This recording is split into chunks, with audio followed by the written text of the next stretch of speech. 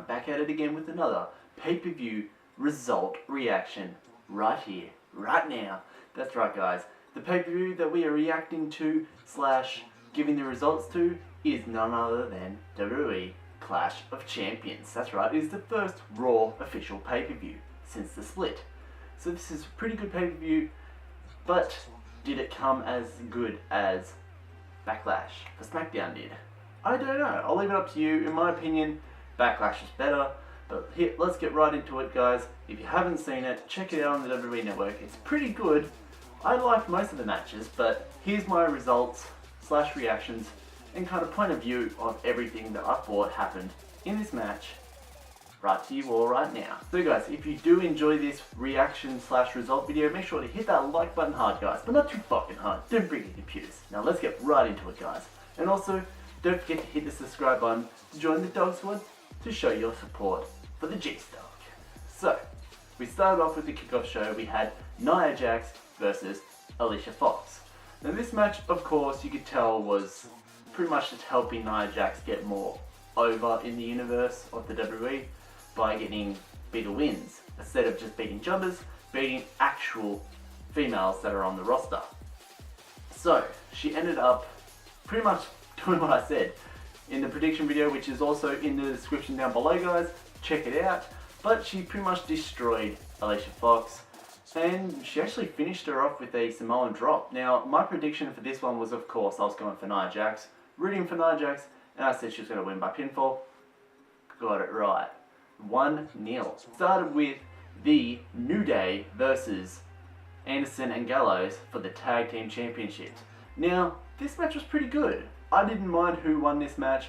New Day were at, I think it was 399 days as champs. So they were one day close to getting that 400 mark. Now, I kind of wanted the New Day to lose so they could come short, but I didn't want them to lose.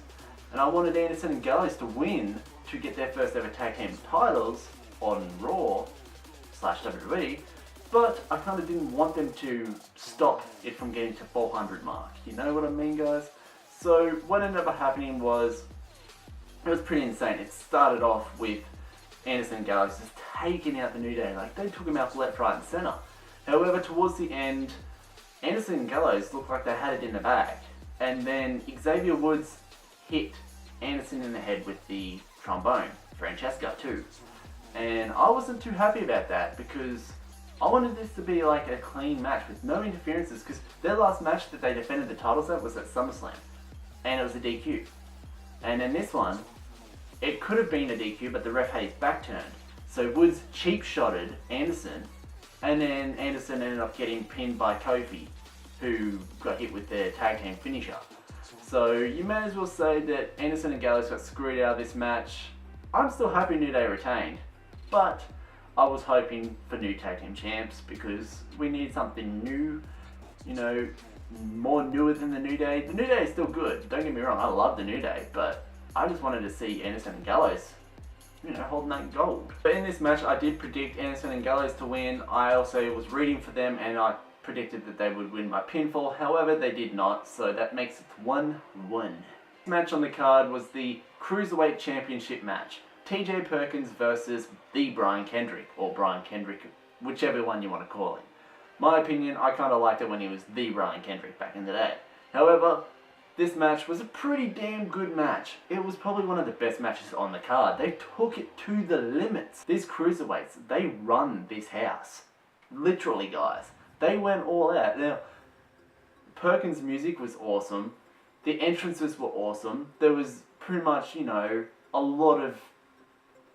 there was a lot of intenseness to this match, and being that it was the first ever championship defense of the Cruiserweight Championship since its return to the WWE, it was pretty high stakes. At the end, Kendrick ended up losing. He tapped out to TJ Perkins' knee bar type of thing, submission, and TJ Perkins retained. And for me, that was a good thing because A, I was going for TJ Perkins, which I was rooting for him. I predicted TJ to win by pinfall, however he won by submission, so it's still a win in my books. So that makes me 2-1. After the match, TJ was about to get interviewed, and then Brian Kendrick came up, They shook hands, hugged it out, and then out of nowhere, bang, headbutt right to TJ's head, and Brian Kendrick laid him out and walked off. So he was pretty pissed off. I guess, maybe we might see them battle it out a little bit more. Maybe this isn't the end of Brian Kendrick versus TJ Perkins.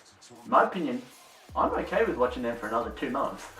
Next match was Cesaro versus Sheamus in their final match of their best of 7 series. Now this match was pretty much, it had a lot of hype built up to it. It was free. It was all in. Winner takes all. Winner walks out with hopefully a championship shot. And what happened? It came to a no contest. What the fuck, WWE? It came to a no contest. They pretty much took each other over the barricade, knocking out some type of, I wouldn't call him a security man, I'd call him like maybe a photographer, but WWE didn't give a fuck about him. They just let him sit on the floor holding his head like he got taken out by Sheamus's leg. And then Sheamus was fucked up, he was like knocked out or some shit, must have hit his head on a pole. And then Cesaro hurt his hand. And earlier on in the match, Cesaro did a suicide dive and went fucking head first to neck first onto the ground. Botch city, bitch. But however, the refs kind of called it off. For some reason, the ref turned around and said to the ring person, to the announcer and all that the match is, no more. No, we're not continuing. So we had no winner. They both wanted to continue to go, but the refs were pulling Sheamus back to the backstage, and Cesaro was in the ring like, I want to continue, guys. But I guess maybe we have to wait till Raw to finish this best of 7 series, which you could call it best of 8 now. But in my opinion, that was a shit ending. I had Cesaro to win this match, predicting him as well to win by submission. However, it didn't end up happening, so I don't know what the fuck goes on there, guys. The match was Sami Zayn versus Chris Jericho. Now this match was pretty cool. They took it to each other. Zayn pushed Jericho right to the limit. Now at the very end, I thought Zayn had it. Even though I was rooting for Jericho and I had Jericho... Even though I was rooting for Zayn, I had Jericho predicted to win this match. However, Zayn kept hitting, trying to hit haluva kicks, and they were constantly not getting to the area because Jericho kept missing, because Jericho kept dodging the haluva kick. So when it came to the end, Jericho won with a codebreaker out of nowhere. Now, so Jericho got the win, because that makes me 3-1 if you don't include the Cesaro and Sheamus match. Now I was pretty happy with that because Jericho got the win. But I kind of feel like WWE's fucking Zayn over. He seems to always be losing the big matches. But yeah, I don't know. Next match on the card was the women's, and the next match was the Raw Women's Championship match. It was Charlotte versus Bayley versus Sasha Banks. Now in this match, it was a pretty good hype match. It was of course no DQ because of triple threat rules. But I of course was going for my girl Sasha Banks, predicting her to win and rooting for her to win. However, throughout the match, Charlotte was attacking Sasha's back a lot, and Bayley wasn't doing shit all. She was getting laid out left, right, and centre by fucking everyone. In my opinion, Bayley shouldn't have even been in the match. She was just getting laid out throughout the whole match. About fucking what? 80% of the time, she failed to do anything besides getting kicked in the head or thrown out the ring. And then when it, Charlotte, I don't really like Charlotte, but I do have to give it to her that moonsault that she did off the top rope, landing on both Sasha and Bayley, was pretty intense. But I was really hoping that Sasha would win. She locked in the bank statement on both, and it got fucked over a lot. However, towards the end, Sasha gets thrown out, and then Bayley gets big booted into Sasha, which takes Sasha out, and then Bayley gets big booted again, and then loses the match. Like I said, Bayley shouldn't have been in the match. It should have just been one-on-one like it originally was. But, so Charlotte retains, and now she's like 12-0 at defending, she's now 12-0 in pay-per-view matches. So, I guess that's alright for her, but that's a loss for me. And I wasn't really too happy that Sasha lost, but oh well, what you gonna do? Next match was the United States Championship match. It was Rusev versus Roman Reigns. And this match was awesome. They took it to it. Rusev gave him his all. Roman Reigns gave him his all. And then it almost looked like Roman had the match won. And then Lana pulled the ref out. I was like, what? And then she got kicked out of ringside. And then after that, Roman ended up getting a spear on Rusev to win the United States Championship. Now in this one, I was predicting Roman to win, rooting for Roman, and I got it right. And he is now the new United States Champion, so that's pretty awesome. It's good to see Roman actually finally getting a championship. That's not the main title. And people were actually okay with it. And now into the main event, we had the Universal Championship. It was Seth Rollins versus Kevin Owens. Now this match was pretty damn good. It was really good until the end.